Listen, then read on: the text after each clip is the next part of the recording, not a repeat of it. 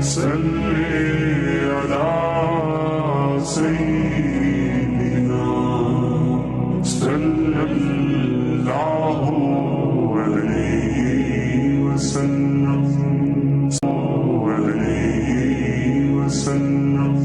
الرحیم۔ پچھلی دنوں ایک ٹک ٹاکر، اس کو ان کے گھر کے اندر جو ہے وہ گولی مار دی گئی، جس کی وجہ سے وہ اس دنیا سے رخصت ہو کے اللہ کے حضور چلی گئی ہے۔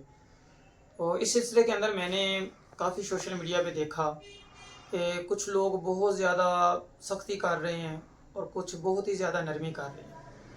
دیکھیں، یہ شریعت کا ایک مزاج اور اصول ہے۔ اللہ رب العزت نے ہمیں پیدا کیا ہے تو ہم نے اللہ کے حکموں کے مطابق زندگی بسر کرنی ہے، اپنی مرضیاں نہیں کرنی۔ اللہ رب العزت نے عورت کو ایک الگ مقام دیا ہے اور مرد کو ایک الگ مقام دیا ہے۔ عورت کا نام ہی پردہ ہے، اور مرد کو جو ہے وہ باہر کے امور اور کاموں کے لیے اللہ رب العزت نے مقرر کر دیا ہے۔ الرجال قوامون علی النساء، مردوں کو حاکم بھی بنایا ہے۔ دیکھیں، مرد لوہے کی طرح ہے، یہ باہر بھی پڑے ہیں تو کوئی معاملہ اور مسئلہ نہیں ہے، لیکن ایک عورت ایک موتی اور ہیرے اور سونے کی طرح ہے، اس کو پردوں کے اندر چھپا کے اور سیکیورٹی کے اندر رکھا جاتا ہے۔ اور اللہ رب العزت نے اس کے لیے رشتے بنائے ہیں، والد کا ہے، بھائی کا ہے، بیٹے کا ہے اور خامد کا ہے، اس کے علاوہ اور بڑے محرم رشتے ہیں۔ تو بہرحال یہ ہے کہ سختی کرنا یا نرمی کرنا، اس کے بارے میں ذہن کے اندر رکھیے گا کہ اللہ رب العزت کا ایک قانون ہے، قرآن پاک میں ذکر کیا، ان الذین یحبون ان تشیع الفاحشۃ فی الذین آمنوا لہم عذاب علیم فی الدنیا والآخرہ واللہ یعلم وانتم لا تعلمون، کہ بے شک وہ لوگ جو بے حیائی اور فحاشی پھیلاتے ہیں ایمان والوں میں، ان کے لیے دنیا اور آخرت کے اندر عذاب ہے۔ دیکھیں، یہ معاملہ ہے اللہ رب العزت کا۔ اللہ رب العزت کی ذات بہتر جانتی ہے۔ بنی اسرائیل کی ایک عورت کے بارے میں آتا ہے، فاحشہ تھی، گناہ گار تھی، بے حیا قسم کی تھی، لیکن اس نے ایک کتے کو، پیاسے کتے کو اپنے موزے کے اندر کنویں سے پانی نکال کے پلایا تو اللہ نے بخشش فرما دی۔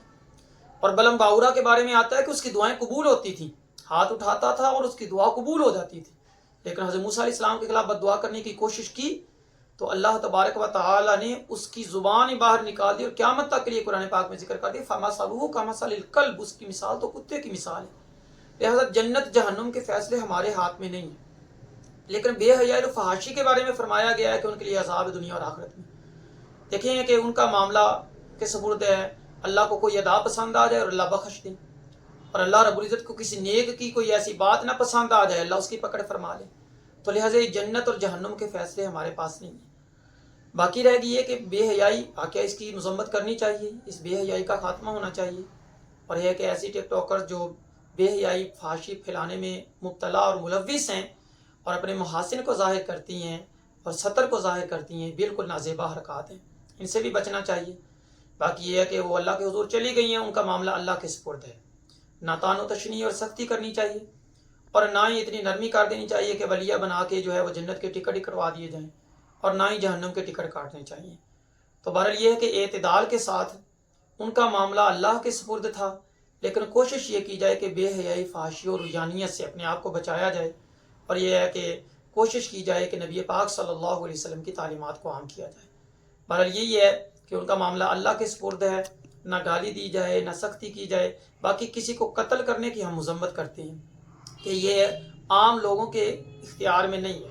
حکومت وقت بھی مناسب سمجھے تو کسی کو قید کر سکتی ہے، کسی کو سزا دے سکتی ہے، لیکن یہ کہ گستاخ جو شریعت کا گستاخ ہے کھلا، اس کے علاوہ کسی کو اس طرح قتل کرنا یہ بالکل بھی درست اور مناسب نہیں ہوگا۔